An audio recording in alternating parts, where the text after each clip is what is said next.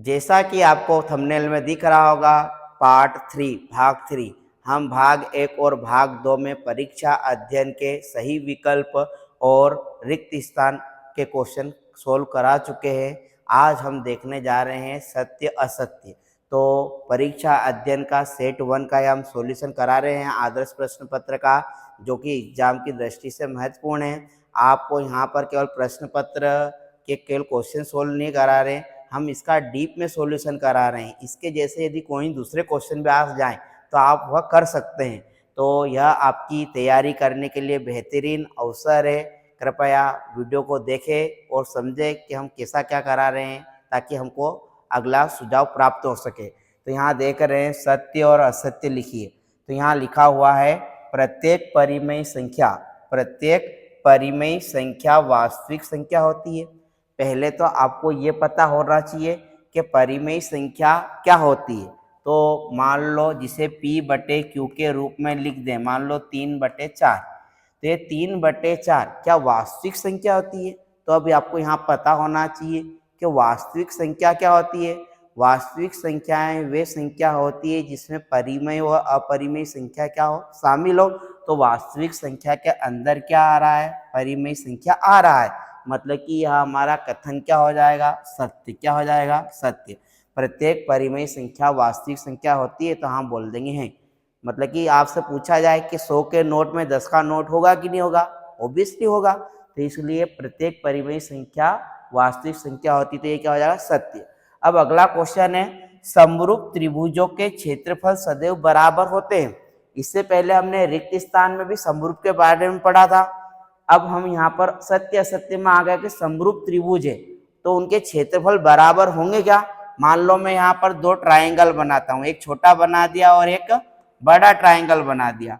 तो ये दोनों मान लो ये ABC और ये PQR, ये समरूप त्रिभुज है। आकृति में दिखने में एक जैसे हैं, लेकिन आकार में क्या है, छोटे बड़े। तो इनका जो अंदर का क्षेत्रफल है वो क्या बराबर होगा क्या। तो हम कोई भी बोल सकता है कि इनका आकार में भले ही एक दूसरे को देखने में एक जैसे हो, लेकिन इनका क्षेत्रफल बराबर नहीं होगा। तो समरूप त्रिभुजों के क्षेत्रफल सदैव क्या होते हैं, बराबर नहीं होते। इसलिए क्या आ जाएगा, असत्य, फॉल्स आ जाएगा। क्या आ जाएगा, फॉल्स। अब हम तीसरा क्वेश्चन देख रहे हैं।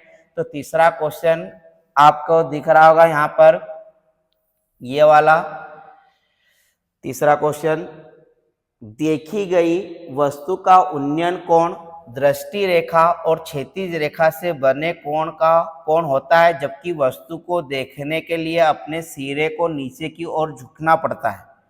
मतलब कि यह आपका ट्रिग्नोमेट्री का क्वेश्चन है, त्रिकोणमिति का, कि उन्नयन कोण कब बनता है। आपको पता होना चाहिए कि उन्नयन कोण, उ मीन्स ऊंचा, मतलब कि जब हम प्रेक्षक की आंख नीचे हो और वस्तु कहाँ हो, ऊपर हो। तो जब हमारी आंख नीचे होगी और वस्तु ऊपर होगी तो उन्नयन कोण बनता है। और जब हमारी आंख मतलब कि प्रेक्षक ऊपर हो और वस्तु कहाँ पर हो, नीचे हो, तब अवनमन कोण बनता है। तो हमारा सिर झुकेगा कब, नीचे, जब वस्तु नीचे की ओर रहेगी। तो यहाँ पर अवनमन कोण बनना चाहिए, लेकिन ये क्या बोल रहा है, उन्नयन कोण। देखी गई वस्तु का उन्नयन कोण दृष्टि रेखा और क्षैतिज रेखा से बना कोण होता है, जबकि वस्तु को देखने के लिए अपने सिर को नीचे की ओर झुकाना पड़ता है। नीचे की ओर झुकाने के लिए हमें अवनमन कोण बनेगा और ऊपर की ओर देखेंगे तो उन्नयन कोण बनेगा। तो यह क्या आ जाएगा, आपका असत्य। अवनमन कोण में हमको नीचे झुकना पड़ता है, ये ध्यान रखो आपको। अब अगला क्वेश्चन है, वृत्त को दो बिंदुओं पर प्रतिच्छेद करने वाली रेखा को छेदक रेखा कहते हैं। यह अभी रिक्त स्थान में भी आया था कि जब कोई वृत्त है उसके दो बिंदुओं से होकर जाने वाली रेखा को हम क्या बोलते हैं, तो हम उसको क्या बोलते हैं, छेदक रेखा। और ये बोल रहा है कि वृत्त के दो बिंदुओं पर प्रतिच्छेद करने वाली रेखा को छेदक रेखा कहते हैं। तो ये क्या आ जाएगा, सत्य। क्या आ जाएगा, सत्य। अब हम अगले क्वेश्चन पर आते हैं। शंकु का आयतन बेलन के आयतन का आधा होता है यदि शंकु और बेलन की त्रिज्या एवं ऊंचाई एक समान हो।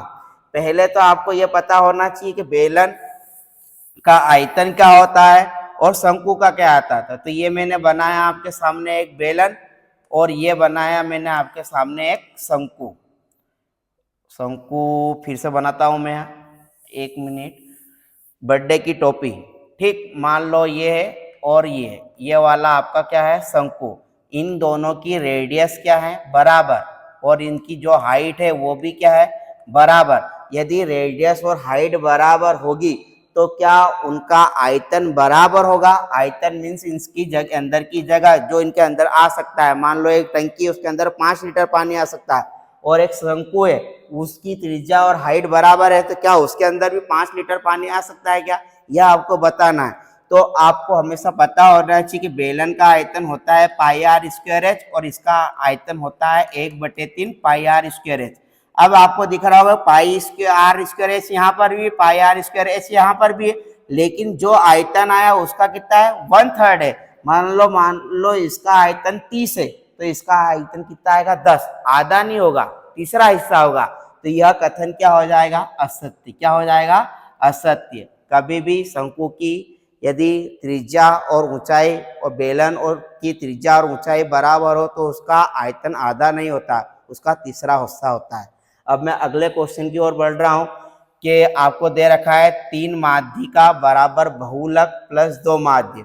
मतलब कि माध्य के 2 हिस्से और बहुलक को जोड़ दिया जाए तो माध्यिका के 3 गुना के बराबर होता है।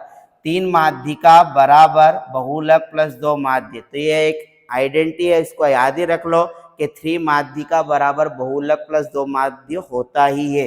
इसको मैं डीप में जब चैप्टर का सॉल्यूशन कराऊंगा तब बताऊंगा। मतलब कि यह कथन क्या हो जाएगा, सत्य। इस प्रकार से हमने आज सत्य असत्य को डिटेल में समझा। यदि यह श्रृंखला आपको पसंद में आ रही है तो इसे लाइक और शेयर जरूर करें। और अब हम अगली क्लास में सही जोड़ी करने वाले हैं, इसके बाद 1 वर्ड, और फिर हम करने जाएंगे क्वेश्चन। तो कृपया हमारे चैनल पर बने रखें और अपने दोस्तों को जरूर से जरूर शेयर करें। आपका नितिन राठौर। जय हिंद, जय भारत।